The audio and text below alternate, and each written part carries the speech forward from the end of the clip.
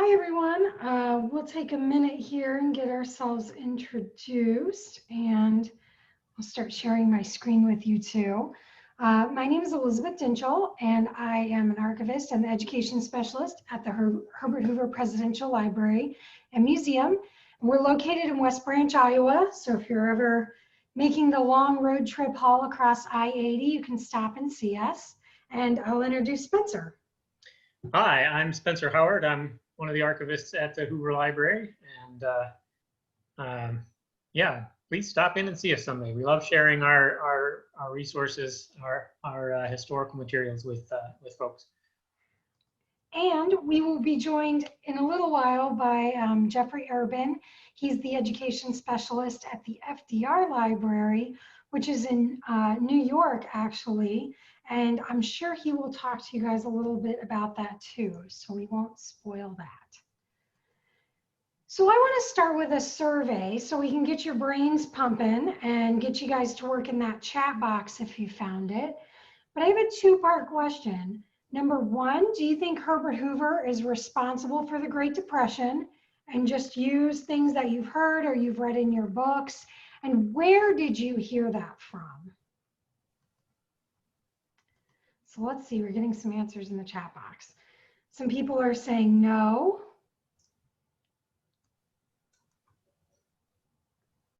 Someone says Coolidge is. I don't think so.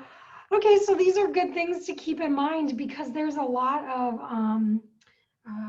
preconceptions that people have about Hoover's role in the Great Depression.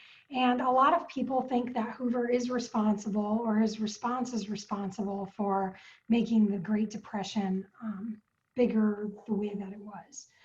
So let's talk about how the Great Depression started. Jeff is going to come in later and he's going to talk a little bit about the context as well for from FDR's perspective. My lights are flashing, so if I lose power, I'm really sorry. That's okay. I'll pick it up. Okay, yeah, they're flashing off and on. So we're going to start talking about where Hoover comes into this and where this starts. And for most of you guys as junior high and high school students, you're going to see these 5 causes that come up over and over, and they're kind of the standard for what teachers are teaching you guys so you can really understand this. So one of the first things that we see and we talk about is the stock market crash of 1929. This isn't very long after Hoover is elected, so it's kind of hard to pin the blame on him for that. But what's going on? So this is not just happening in the United States. Right after World War I, we see this huge time span where we call it the Roaring 20s, right? This little bit more of a decade of prosperity and spending a lot of money and getting a lot of flashy things. And the stock market crashes and people start to stop spending money. They start spending less, and it happens around the world. It's not just happening in the United States. So this starts to have a negative impact on businesses and the size of the US economy. Sometimes we forget that spending is a large contributor to the GDP of the country and how we move goods around the world. I actually want to hand it off to Spencer to talk about economic policy with Europe and the Smoot-Hawley Tariff. Thank you.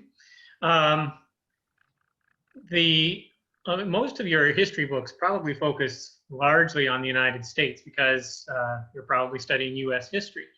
But as Elizabeth mentioned, the US was just part of what was going on in the Great Depression. The Great Depression was truly worldwide. And the most important thing to keep in mind was what had happened just 10 years before, World War I. And World War I had totally upended everything in the world, borders, economies, governments, all sorts of things were drastically changed by World War I. And a lot of countries borrowed a lot of money in order to pay for the war. And of course, at the end of the war, then you have the losing side, the Central Powers, Germany, Austria-Hungary, which as a country ceased to exist. It was broken up into other countries. The Ottoman Empire, which was also broken up into other countries. All three of those major empires were in really bad financial shape. And Germany in particular, of course, was punished by other governments, the winning side, the British, the French, the Russians, for their role in the war. And they had to pay what were called reparations. They were supposed to be paying these other countries for the cost of the war. And this was a huge drag, obviously, on trying to rebuild in Europe. And it made it really complicated in that different countries owed money to other countries. And ultimately, most countries owed a lot of money to the United States. And so what became really important was trade, because trade was a way that you could make money for your economy. And if everybody was trading, every country would benefit. But when countries didn't trade, it made everybody poorer. Now, that's always true, but this was especially true in the 1920s. And throughout the decade, there was crisis after crisis in different countries where their economies were in bad shape, and their neighbors or the world community at large would try to help them patch things back together. The United States was one exception. The United States came out of World War I with a mostly stronger economy. We had a little bit of a downturn right at the beginning of the 1920s, but the United States was really, in general, in very good shape. And so by the time you get to 1929, you have a lot of countries that are barely hanging on economically. Their banking systems are really rickety, and so it didn't take much for their economies to have problems. And so some of them were already, of course, having problems even before then, and never really reached any level of recovery. So when the stock market crash hit the United States, that didn't have anything much to do with anything overseas, and it really didn't have much to do with anything here in the US, except for people who were investing in stocks. But what it did do is it made people in the United States and around the world uncertain about the future, about trade, about how much people would continue to buy things produced in their own country or things produced in other countries. And that contributed to a cycle where people would get nervous and they'd spend less money. And then the economy would go downhill, and so more people would get nervous and spend less money. And this was true in every country, but especially here in the United States. And one of the problems that most economists in later years have identified was that the United States had a high tariff policy. This was kind of a standard policy that went way back decades, even before World War I, where we charged taxes to other countries in order for them to ship their goods to us. That way we could protect our businesses from competition with low-cost foreign labor. And so in response, not to the Depression or to the stock market crash either, but to some of these other economic policies that were going on, there was a real push here in the United States. A lot of people who wanted our tariffs to be even higher to protect our businesses. And so before the stock market crash, Congress started working on what came to be called the Smoot-Hawley Tariff. This was a law that made the import taxes even higher. They didn't actually finish it, though. They didn't finish working on the law until 1930, at the middle of 1930, several months after the stock market crash. And at that time, then, President Hoover signed it into law. And even at that point, a lot of economists said, this is the wrong idea. It's going to make less trade when what we need is trade so that everybody's economy can recover. And President Hoover agreed with that. He said, yes, this is a bad idea, but he felt obligated to sign it because he had promised as part of the 1928 campaign when he ran for president that if Congress came up with a new tariff law, especially one that would protect agriculture, that he would sign it. And so, despite his reservations, in the summer of 1930, he signed the Smoot-Hawley Tariff. And again, at the time, economists knew it was a bad idea, and certainly afterwards, it proved that every economist since has looked at it and said, yes, it made the trade situation worse, and it made the economic situation across the world worse for everybody. And the agriculture part is really important at this stage, because the next part you see there is there's the drought, which we call the Dust Bowl, as we look back and discuss the impact it had in history. And so this is how the environment is impacting what's going on in history. These record-setting droughts were causing crops to dry up, which meant farmers could not pay their mortgages, so they were losing their houses and their farms. There was food shortages. And at this stage, really the relief efforts across the country with the Red Cross and other organizations are kind of focused on helping farmers. Am I correct on that, Spencer? Yes, the 1930 drought, 1930 is really when the drought started. It actually went for several years, but 1930 was the start of it. And President Hoover's response was to encourage local communities to take care of themselves as best they could. And if they needed help, then there were 4 different programs that could help them out. There was a program encourage the railroads to give discounted shipping costs to bring supplies in. There were programs for loans for farmers to get back on their feet. I'm blanking on the third one. And then the fourth one was the Red Cross was there to help out when everything else failed. And the Red Cross was very willing to help out, but very quickly became overwhelmed by the number of people that were in bad straits. Right. And so the last... I'm sorry, the third thing that I forgot was medical care. There was a federally coordinated set of committees to coordinate medical care in the areas where people were affected by the drought. And so the last cause is bank failures. And I kind of want to fast forward past that a little bit, because we're going to talk about that more at the end with Jeff. So we can talk about Hoover and FDR and how the bank failures kind of crossed over both administrations and impacted the economy negatively across both of those administrations. So I kind of want to set you guys up a little bit for what we're moving into right now. Currently in our life, we enjoy unemployment insurance. If you lose your job, you file with the state that you live in, and you can receive unemployment checks until you get another job. There's more stuff, in that, but that's the basic gist of it. Elderly people, disabled people, and people who have lost a spouse or parent also can receive Social Security right now. Back then, there's no Social Security. There's no unemployment insurance. We have welfare and food stamps as social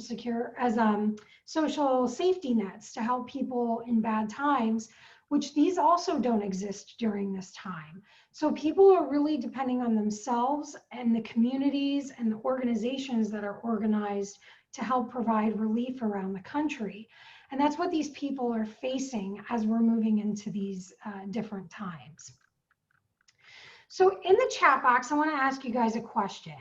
When do you think average people really started to feel the effects of the Great Depression in their homes? What do you think would make it like really, appear in people's houses where they're talking about it? You can use that chat box. Someone says 1932, but why? What specific thing do you think would make it hit home for Americans? 31. When fathers lost their job, or farmers lost their jobs, groceries going up, food shortages. Yeah, these are really great answers. So one of the things I want to focus on looking at is the effects of unemployment, because that's really where it starts to hit home, right? And I've put up this chart to kind of show you guys how unemployment is growing. Hoover recognized that it was growing really in October of 1930, and he created the President's Emergency Committee for Employment or Peace. The committee would undergo several iterations, but the main purpose was to study what areas were surging with unemployment, coordinate state and local relief programs, develop methods for increasing employment in the private sector, and facilitate expanded state and local public works programs. So we're talking about like electricity, plumbing, post offices, buildings, roads, bridges, things like that that you think of the government pays. But with no direct control of funding for relief or jobs, peace had only limited success. In August of 1931, Hoover reorganized peace into the President's Organization for Unemployment Relief, or POUR, P-O-U-R. POUR expanded on the work of peace, but also implemented a national fund drive for unemployment relief. POUR raised significant sums, but the national relief drive proved not only inadequate to meet the needs of the mass unemployed, it was productive. By advertising the existence of substantial relief funds, the POUR fund drive encouraged mass applicants for aid. The large urban relief organizations established in November and December of 1931 with POUR funds were on the verge of collapse by the following spring. And so we're talking about how all of these different events started to soak up that relief, like we were talking about the drought, and now we have unemployment. So this is like a series of dominoes that are falling that we just can't quite keep up with or stop. And if you take a look at this chart, by 1932, we're looking at almost an employment rate of 25%. That meant 1 in 4 people did not have a job. We're talking about employable people. So we like to look at primary sources, right? And we want to talk about what happens with these. So I want to look at this document that we have here. Let's zoom in here. So let's take a look at this. This is from the Congress of the United States. It's written to the President. It's written November 5th, 1930. And these are all clues we're getting from this document, right? And so this congressman says, the unemployment situation is the most serious problem that has confronted our country during the 12 years that I have been a member of Congress. So he's really letting us know that this issue is extremely important to him. So let's see what else he says here. Oops. My computer is jumping around here. I'm not sure why. All right, I think I'm having a little bit of a laggy internet situation, so I'm sorry about that. It's jumping everywhere on me. One of the things that he does ask for, and it's underlined in this document, I therefore urge that Congress be convened at once in extraordinary session to consider this most important problem so that some solution may be had. So the president has to declare a special session of Congress, and that's what he's asking for at this point in 1930. So the White House responds, and we have that official response here, so we can take a look at this. No special session is necessary to deal with employment. The sense of voluntary organization and community service in the American people has not vanished.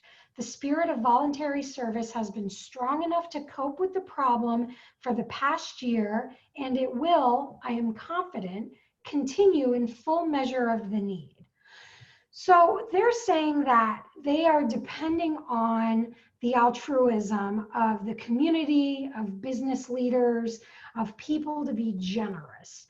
And Hoover had this belief in American individualism that we shouldn't give people a leg up with the government, that it's not really the government's responsibility, because he really believed in what the Constitution outlined.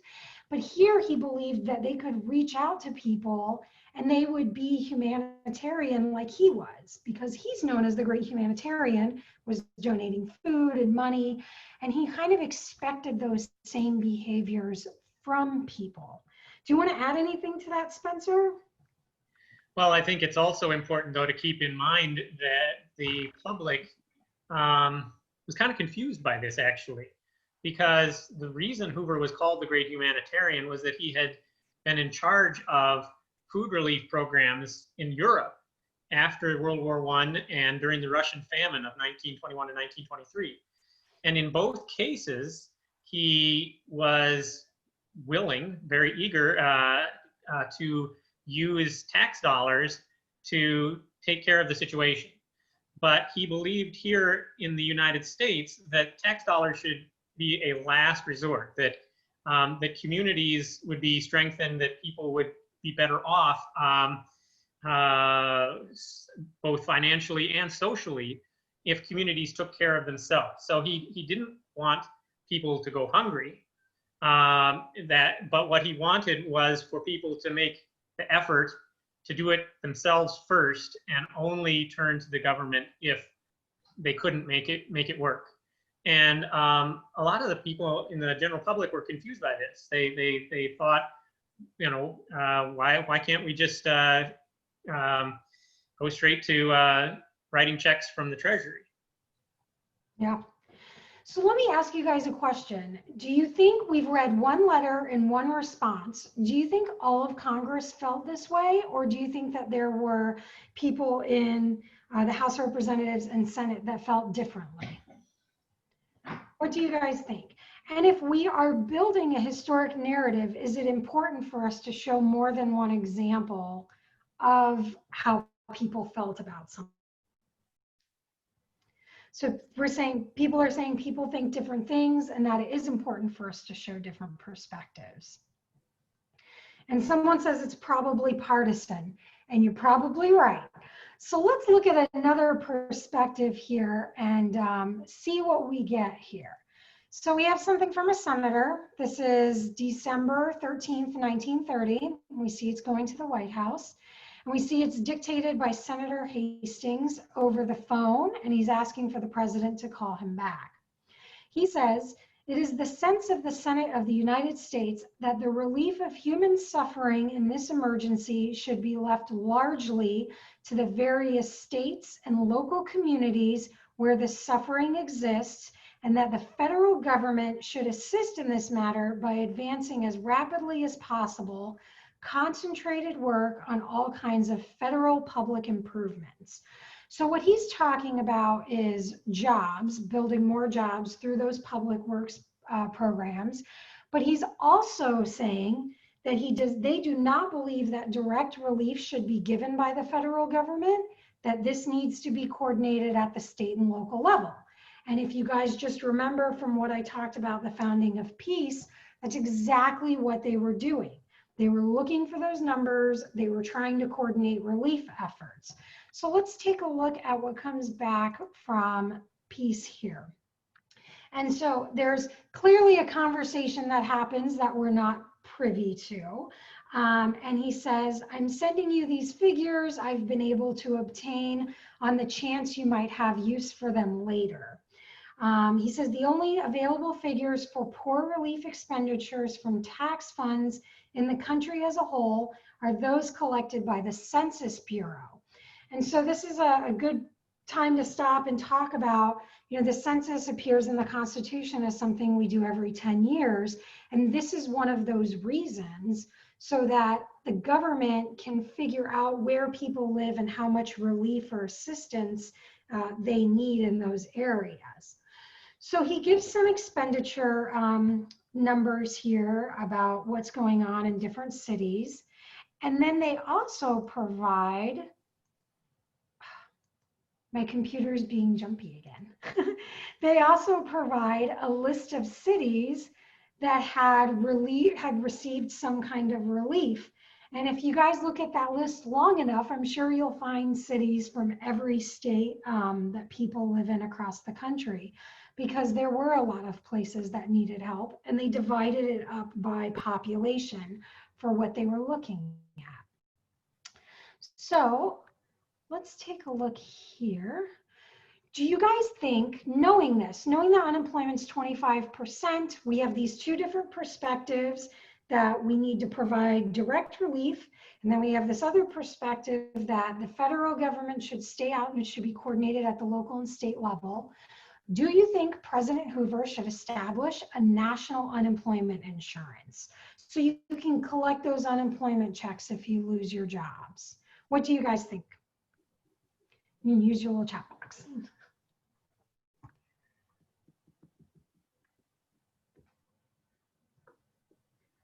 Getting some yeses. I think so. It's a good idea. Yes. Can you guys think of a reason why we could not have a national unemployment insurance? And I'll tell you guys, because Jeff's not here, FDR was talking about unemployment insurance where he's the governor of New York at this time. A state level program State rather level. than federal. Right, state level. Not national level, but state level.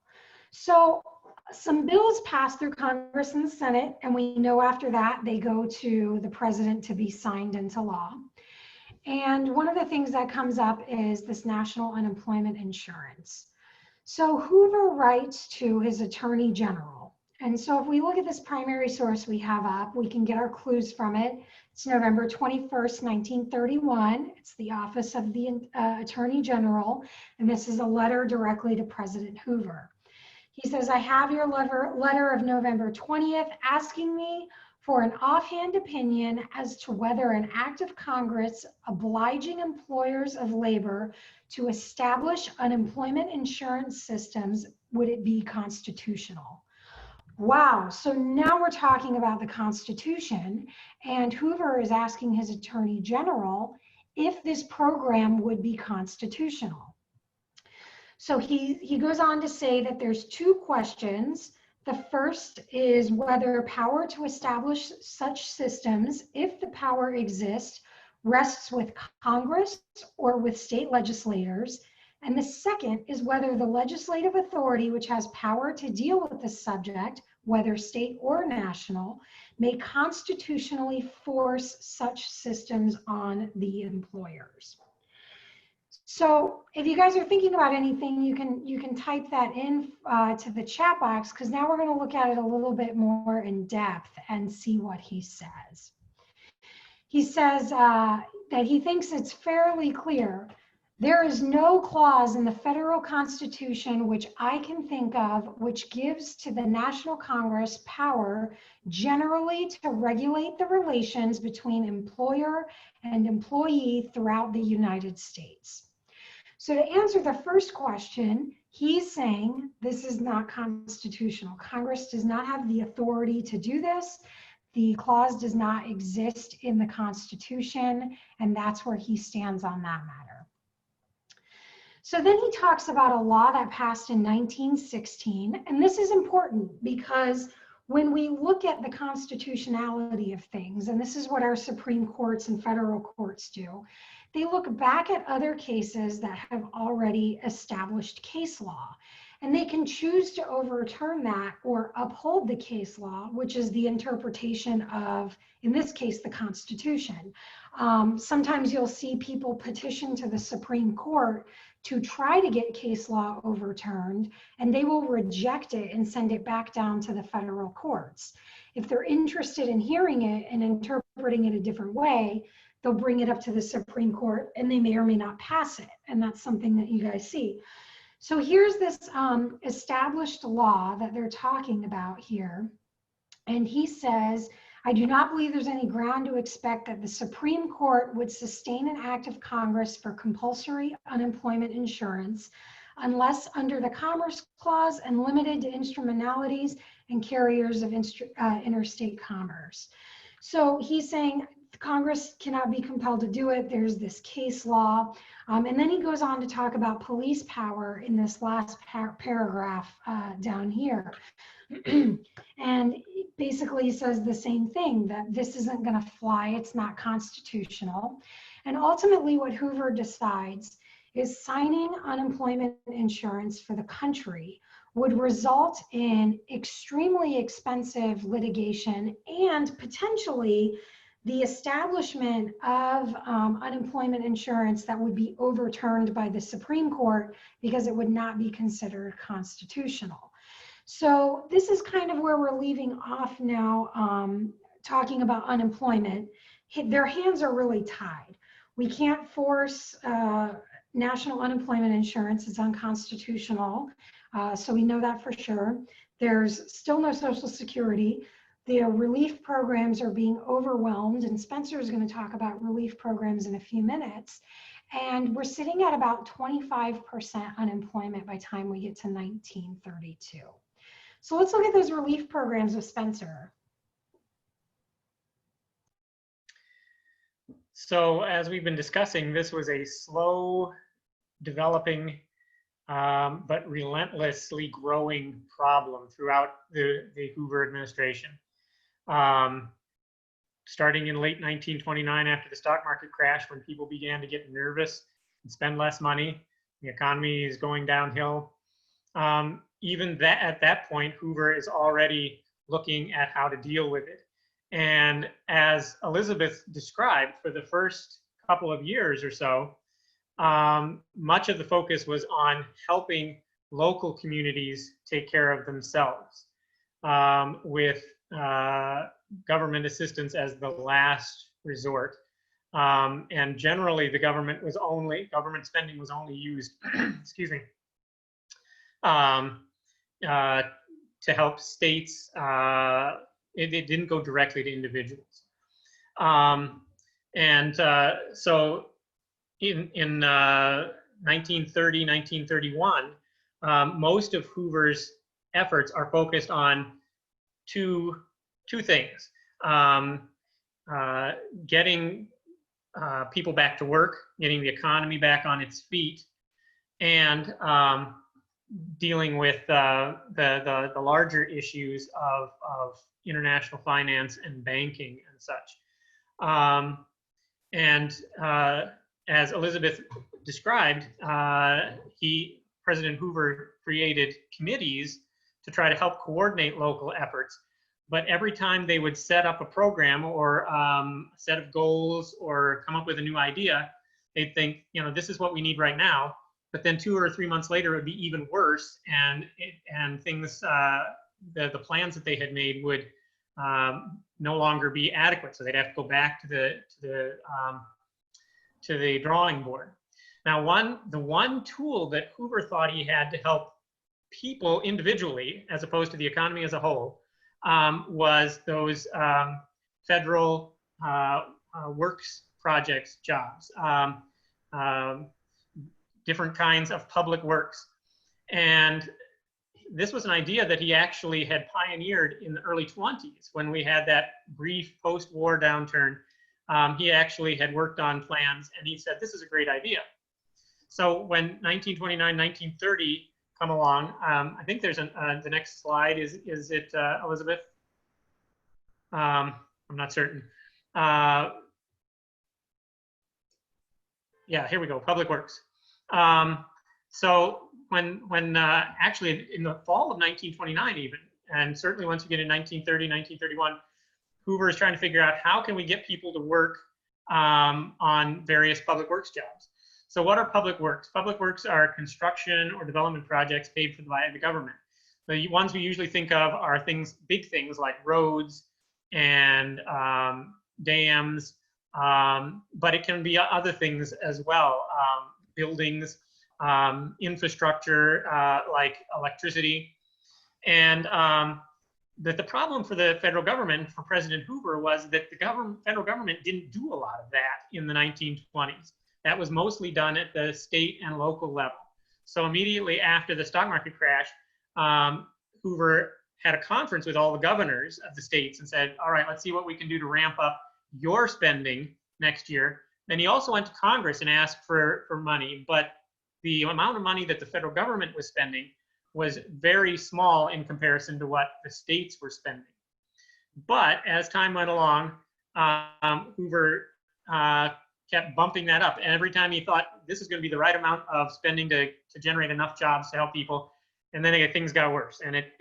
So he was always kind of behind the 8 ball. But by the end of the Hoover administration, there have been hundreds of projects started all around the country, including 700 federal buildings a lot of post offices and courthouses in towns and cities all over the country. Here on our slide, we have a picture of the kind of the poster child for public works during the Hoover administration, which was the Hoover Dam.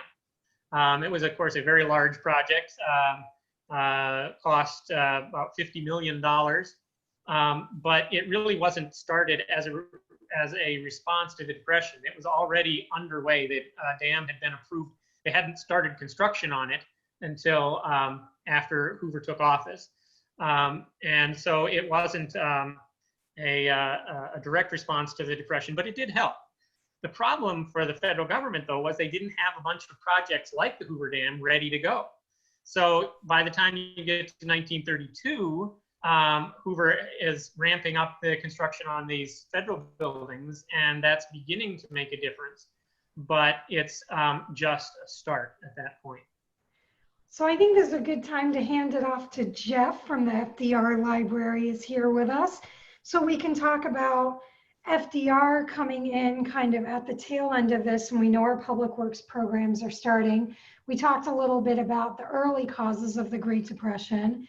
And then Jeff, and Spencer will talk about the banking crisis at the end, because that was that big event we talked about that overlapped both administrations.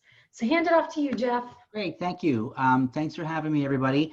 Yeah, as Spencer and Elizabeth have been saying, you know, we tend to think there was this very clear line between Hoover and Roosevelt, but the line was actually, you know, quite blurred, and many of the programs, you know, that FDR gets credit for were actually begun as smaller programs through the you know, the beginning of the Depression with President Hoover. What Roosevelt did was he came in and he ratcheted these things up, and he was able to expand them to be quite large in comparison to what Hoover was able to do. And part of that was because he had a big influx of Democrats in the House and the Senate in the 32 and then again in the 36 elections. And, you know, the farming, you know, Hoover tends to get the blame for the Great Depression. You know, he's the guy that, you know, was there. Either he started it or, you know, it didn't, you know, he didn't do much to stop it. But that's really a very unfair representation. The forces that overtook the American economy, the world economy really, at that time were things that no one could have foreseen. A, that they were going to happen, or B, that they were going to be as bad as they actually were. And, you know, when you learn about the Great Depression, you know, you need to really think about how bad things were. I mean, this was farmland during the Great Depression, okay, because of nobody's fault, but it was a natural disaster. You know, it was the Dust Bowl, years and years of drought out there in the panhandle portion of Texas, Oklahoma, Kansas, Nebraska, these areas. And no one could have done anything about this. You know, nobody had any ability to foresee what that was coming through. People lost their jobs and their homes, and they had to hit the road with everything that they had packed up, and off they went in their old jalopy. Tenant farmers moving from place to place looking for work. So Hoover, you know, should not ever get the blame for the Great Depression.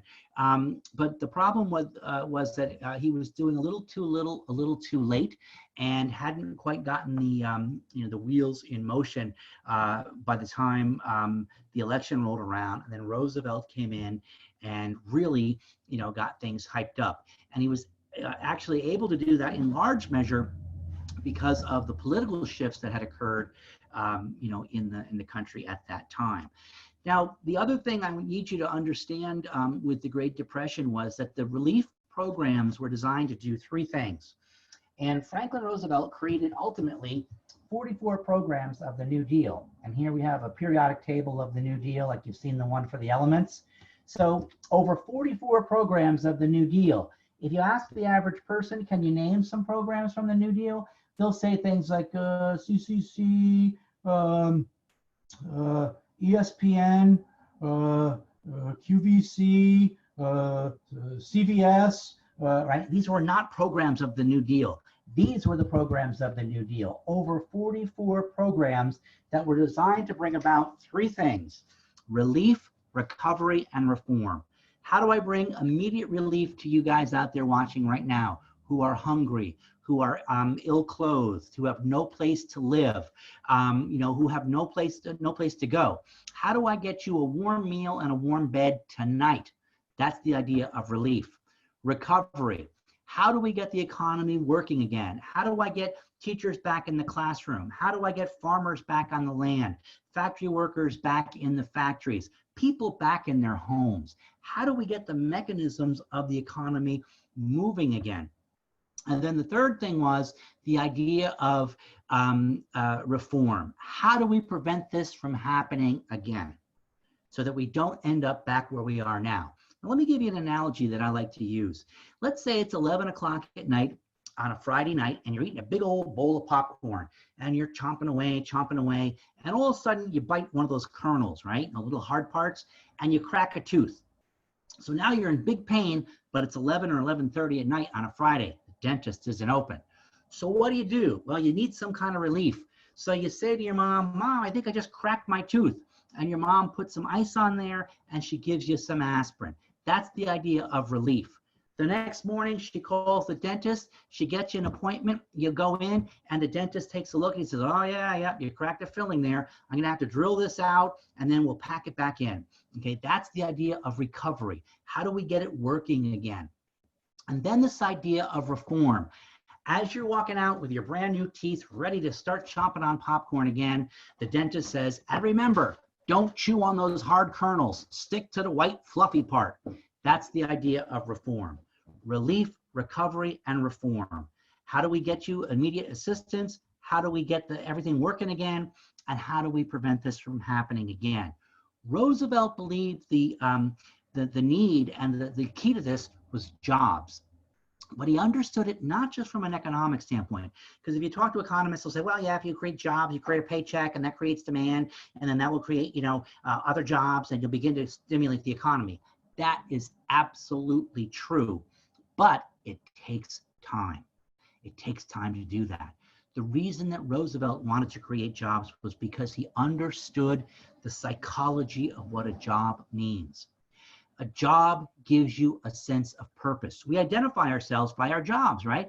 You guys might be students, teachers are teachers, bankers are bankers, bakers are bakers, fire people are fire people, right? But if you lose your job as a teacher, are you still a teacher? If you lose your job as a student, are you still a student? If you lose your job as a baker, are you still a baker? Well, you get up in the morning, right? It's like in the middle of summer, when at first you're, woohoo, it's summer. And then by the middle of summer, you're kind of bored because, you can't see all your friends and all that. Well, that's where you start getting into trouble. That's where you start getting into problems. So Roosevelt understood that a job gives you a purpose. It gives you a reason to get up in the morning. It gives you a focus. And the job programs helped people develop skills and to keep the skills that they already had. You know how like when you first go back to school, after the end of the summer, you have a really hard time, pulling yourself out of bed and everything. That's because you were up until, 3 o'clock in the morning playing video games with your friends all summer long, right? Well, you've gotten out of those skills. But once the first week goes by, now you're used to going to bed at 11 o'clock and, get out on a routine. Roosevelt wanted to keep that stuff continuing on there as well. And I'd just like to talk about one last quick program, which I think is a good encapsulation of many of these things, and that is the Civilian Conservation Corps. Wherever Roosevelt developed a program, he tried to create it to be a win-win-win-win situation, to have as much value as possible. And the Civilian Conservation Corps is a classic example of this, probably the best example. Many of the other programs didn't work quite as well as this one did.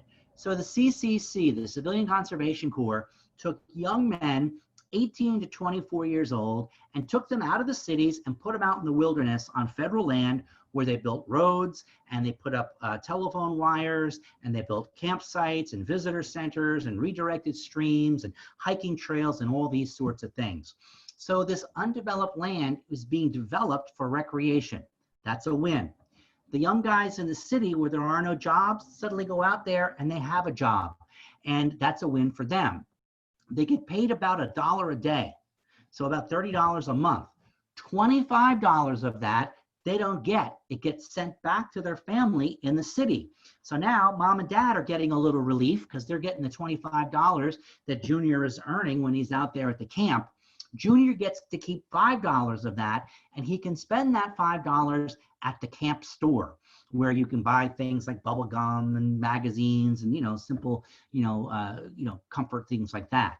Now, if you buy a magazine and you spend money on gum, and you read that magazine and you chew up all that gum in the first 3 days of the month, you now have to go the rest of the month with no gum and the rest of the month with a magazine you've already read.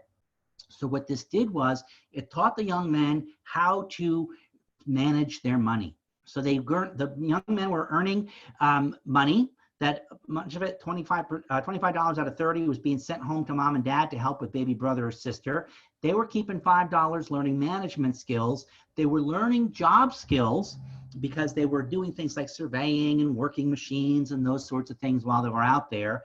The country got campsites and trails and telephone lines and such. And an added benefit was that the crime rate in cities actually began to go down, because crime is a young man's profession. Right? You've never heard of an elderly street gang, have you? No, it's always young guys, right? And so if you get these young guys out into the wilderness where they are given a focus, they're given a purpose, they're given an income, and they're given 3 square meals a day and a place to sleep, it keeps them from getting involved in things that they shouldn't be involved with. And this is why jobs were so important. Relief, recovery, reform, jobs, not just for an economic benefit, but to create a sense of purpose and a sense of focus for people as well. Awesome. Well, we're going to talk about the banking crisis now, which is super exciting, right? So here, let me put up, we have some pictures up. Spencer, do you want to go ahead and start off with Hoover and the banking crisis? Sure. The banking crisis is a really great example of how things bridged over from Hoover to Roosevelt. Some good, some bad, and some things that just sort of gotten forgotten along the way. But so what do we mean by a banking crisis? Here's a picture of a bank run in New York in 1932. Elizabeth, you want to go to the next slide, I think? There we go. So, what's a bank run? So, as you know, banks are businesses that make money by taking in deposits and then making loans, and then they, of course, charge interest on those loans, and they use that interest to pay the depositors as well. So a bank run occurs when depositors think the bank can't pay them back, and they all ask for their money at the same time. So that's what's happening in this picture. All these people are lined up outside this bank, and they're all trying to get their cash out at the same time. And this was nothing new, actually, during the Depression. This was something that happened time after time in American history. When the economy was bad, there'd tend to be lots of bank runs. But even in good times, even in the middle of the 1920s, there were banks that failed or had runs every year. And but then when you get into the Great Depression, you have many, many more of these happening. I think the next slide then, Elizabeth. All right. President Hoover, of course, recognized that this was a problem, that it was going on. And it was really a problem of confidence, because for the most part, the banks were not bankrupt. They weren't, it wasn't that they couldn't pay their depositors, they just didn't have the cash, right? So the people would become worried that their bank wasn't going to be able to pay them back, and they'd go and demand their money. But then somebody else who was a customer at another bank might say, you know what, that bank over there failed, now what about mine? And so it tended to get worse and worse, even when there wasn't necessarily a problem with an individual bank. Their customers would get worried, and then it would cause a problem. So Hoover realized that this was mostly just a psychological problem. Most of the banks, if they had been allowed to just keep doing business, they would have gotten paid for many of their loans. This wasn't true of every bank. There were some in rural areas that where the farmers were in really bad shape that were truly in trouble. And then there were actually a couple of really high-profile examples in 1930 and 1931 where the bank owners stole money from the bank, and of course then their customers didn't get that money. But again, most of the time, most of the banks in the U.S. would have been fine, and Hoover was trying to figure out, well, how do we deal with this? So he came up with a couple of different ideas. One of them was he realized that part of the problem with banks going under was that now people couldn't get loans. So in 1932, one of the programs he started was called Federal Home Loan Banks. And you may be surprised to hear, but Federal Home Loan Banks still exist. They continued all the way through the Depression, and they continue to this day. And they provide loans for home buyers. The other major program that Hoover started was called the Reconstruction Finance Corporation. It was a huge government funded program to loan money to banks and also to agricultural cooperatives and railroads initially, and later to other businesses to help them bridge across when they didn't have enough cash. So Hoover's idea was, okay, these banks are perfectly fine. They just have some nervous customers that need a lot of cash right now.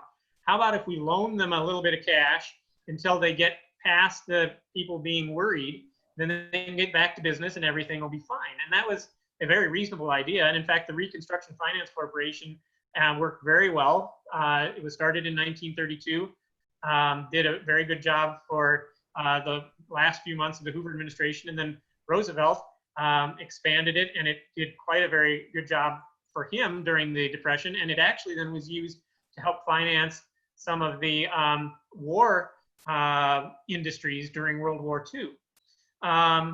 So Hoover thought, okay, we're on the right track now. But the problem was that even though he was starting these programs, people really weren't confident in them. And we'll get back to that in just a minute. Another idea that he had was deposit insurance. If you ever walked into a bank with your parents, you might see stickers on the door that say FDIC. That stands for Federal Deposit Insurance Corporation. It's a program that was actually started under Roosevelt, but the idea came from Hoover. And the idea was that the federal government would promise customers that when they put their money in the bank, that if something happened to the bank, the government would insure their deposits and make sure they got their money back. And that way they wouldn't have to worry about whether or not their bank was going to fail, and they would need to rush and get their cash out. And so Hoover came up with this idea and thought that that would be another way that would help. Well, he wasn't able to get that into Congress in 1932. And when the 1932 election came along, of course, Hoover lost badly to Roosevelt. But back then, there was 4 months in between the election and the inauguration. The inauguration in those days wasn't until March. And during those 4 months, lots more banks got into trouble, again, because their customers kept getting more and more worried. And Hoover tried to get Congress to implement his deposit insurance, some of his other ideas, and they wouldn't do it because he was a lame duck president. They lost confidence in him. And so Hoover actually talked to Roosevelt and asked him to help. He had a meeting with Roosevelt at the White House. He kept sending him letters saying, won't you please tell the public what your ideas are so that they'll know that their money will be fine. One of the big things that Hoover was concerned about, he thought that Roosevelt was going to take us off the gold standard. And Hoover was very concerned about the gold standard. I actually have here, I'm going to share it right now, a letter. If I can find it here, how do I do this? Here we go, here it is. I know we're running over a few minutes, but we'll keep talking and take your questions and stuff. So I just wanted to let you guys know that we'll probably run over a little bit, but the Great Depression is a really big topic. It's hard to squeeze it down to this small, so. So this is one of the letters that Hoover wrote to Roosevelt. It was actually 10 pages, handwritten, because he didn't even trust that if he had his secretary type it, that it wouldn't be leaked to the press or something. So he hand wrote it, gave it to the Secret Service to deliver to Roosevelt. And one of the key things that he said here that I think is really important, if I can find it. Yes, one of the major underlying elements in the broad problem of recovery is the re-expansion of credit. And then down here he says, but confidence must run parallel with expanded credit. In instances where confidence has been injured, run precisely with the lagging of recovery. What he recognized was that even though he had created the Reconstruction Finance Corporation and the Federal Home Loan Banks, and so there was money available to the banks, people didn't trust the banks. And he didn't know how to help people trust the banks. And he just really never got past that. Elizabeth, can you pull yours back up again, please?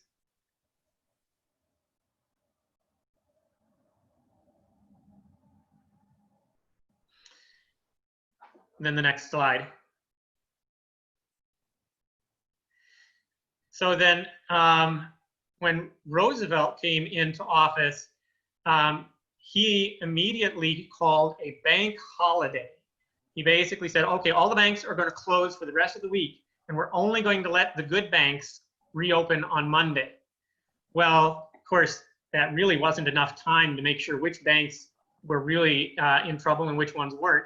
What it did is it gave people confidence. When they opened on Monday, everybody believed that their bank must be fine. And then he shepherded through Congress what came to be called the Emergency Banking Act, which was actually it was exactly the bill that Hoover had sent to Congress earlier. In fact, some of his guys from the Treasury Department stayed to help Roosevelt with it in order to get some of those needed changes through, including the deposit insurance. You want to take it from there, Jeff? Sure. And again, going back to this idea of psychology, very, very important. Notice that it wasn't called a bank shutdown or a bank cancellation. It was called a bank holiday. Holidays are fun, right? It gives you an opportunity to switch things up and change things around. And Roosevelt needed to have people believing in those banks. I'll give you a personal story. My grandma lost a bunch of money in a run on a bank. And for the rest of her life, she never trusted banks again. So the impact of the Great Depression stayed with people. And I remember being a kid, my grandma always had this big black pocketbook. And, I was at my mom's house one day and we were looking at pictures and there were pictures of grandma. And every time you saw grandma, she had the big black pocketbook. She's going to the beach, big black pocketbook, church, big black pocketbook, everywhere she went, big black pocketbook. And so I was standing on there, Granny in her big black pocketbook. And my mother said, well, you know what she had in there, don't you? And I said, no, it never occurred to me, right? And she said, about $30,000 cash. And I was like, what? Wish I'd known that when I was a kid, needed a new bike for my bike route, my paper route. But the point was that she never trusted banks again, despite having the Federal Deposit Insurance Corporation. So the psychology of this was very, very important. And then the first fireside chat that President Roosevelt gave was a fireside chat on banking and the banking crisis. And he says, my friends, let me talk to you tonight a little bit about banking. And he sits down and he explains how the banking system works. That when you put $20 in the bank, the $20 doesn't sit there. That $20 is then loaned out to somebody else for a house, a bike, a pizza oven, whatever it is, investment of some kind. Then that person pays back the bank, for the investment and a little bit of interest. The bank takes some of that money for its profit and gives you, the guy who put the original $20 in there, a little bit of an interest for that as well. And that's how you make your money on your bank, right? That's why it's an investment. But the point is that money is never just really sitting in there. Only a portion of it is. And so it's kind of like you know, when you watch a juggler, right? The juggler almost never has the balls in his hands. The balls are almost always in the air, and that's the way it is with banking. Now, banking and juggling is not exactly, you know, the kind of metaphor you want to hear, you know, put together, but that's exactly what it was. And as Spencer says, there was no way the banks could have been examined and checked out and, you know, certified to reopen so quickly, but it gave people a sense of saying, hey, you know what? This has been checked out, right? It's kind of like, you know, when you're a kid and, you know, something falls on the floor and your mom picks it up. Oh, 3-second rule. Look, I cleaned it all off. And they give it to you. Well, you know, it's probably still as dirty as it was when it hit the floor. But because mom certified it as cleaned and wiped off, suddenly it didn't bother you so much. And that's exactly what happened with the banks as well. And in the weeks following that first bank fireside chat, over $2 billion, billion with a B, poured back into the banks. Not my grandma, she kept it in her pocketbook. But what that did was it made the banks fluid again, which, as Spencer says, most of the banks were to begin with, but people were just getting panicky. People were getting nutty and nervous. Hey, if it happened to that bank, it could happen to mine. I'm getting down there and I'm getting my money out of there before it has a chance to happen. And that $2 billion that came back in was then used for investment and then used to begin to stimulate the economy and generate some income there as well. This, just to show you how paranoid my grandma was, this is a little plaque that she had hanging in her house. This was an old saying back from the Great Depression.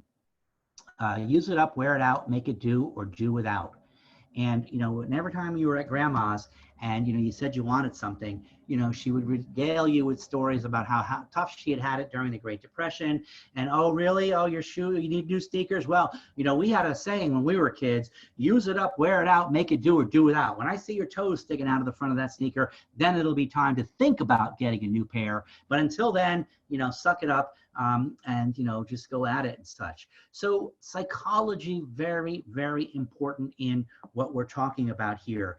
And as Spencer also so rightly points out, back in the day, you know, you had almost 6 months of when the election occurred to when the new president took over. So people had kind of washed their hands of Hoover after the election, and yet Roosevelt had no official authority or power to do anything yet. Hoover was trying to get him to act during that time frame, but Roosevelt wanted a complete and total free hand when he came to office. Cynics say he was trying to run up the clock and let, you know, conditions get worse so that when he came in, he could make them that much better and he would get more credit. But if you're not that cynical, the actual you know, truth of the matter was that he wanted to have a free hand because he understood the taint that Hoover had, you know, given the impression and in large case misconception of his inability to handle things. Roosevelt didn't want that stink coming over into his administration. He wanted to sort of say, no, we have a new approach. We have new ideas. We have nothing to fear but fear itself. I know how the old guy did it. Here's how we're going to do it from now on. And this time it's going to work. And in fact, many of the ideas had been, you know, bantered around in the Hoover administration. He just didn't have the salesmanship and he just didn't have the political support to market these ideas to the Congress and to market these ideas to the people. And he ran out of administration before he had a chance to do that. I agree with that. One of the questions we got was there a set dollar amount that the deposit insurance covered up until? I don't know that. I know it's $200,000 today, which is more than enough to, you know, cover my $14.28 that I have in my deposit. I'm not sure. I'm sure it wasn't $200,000 at the time, but the idea was put your money in there. It's going to be fine. It's going to be safe. I would guess it was about $250, which would have covered pretty much any money that anybody would have had in that time, but I don't know that for sure. Well, I think we're out of time. If anybody has questions, you can type them into the chat box. We'll hang around for a couple more minutes and answer questions. I just looked it up. The original FDIC insurance was $2,500. $2,500. Wow. Okay. That was a lot. Well, thank you everybody so much for hanging out with us. Make sure you give us a follow on Facebook. There's the FDR Library and the Hoover Library, and you can learn more fun things about the Great Depression and ask us more questions on our pages there. And you can also find us on Twitter. the three of us are probably the only people in the country who think the Great Depression was fun, because we get to immerse ourselves in it and talk with wonderful students and teachers such as yourselves about it. It's a phenomenal time, and there's so much going on today that's so similar to it back then that it's almost like current events. All right, thank you guys. Bye, everyone. Have a great school year. Bye. Thank you, everybody.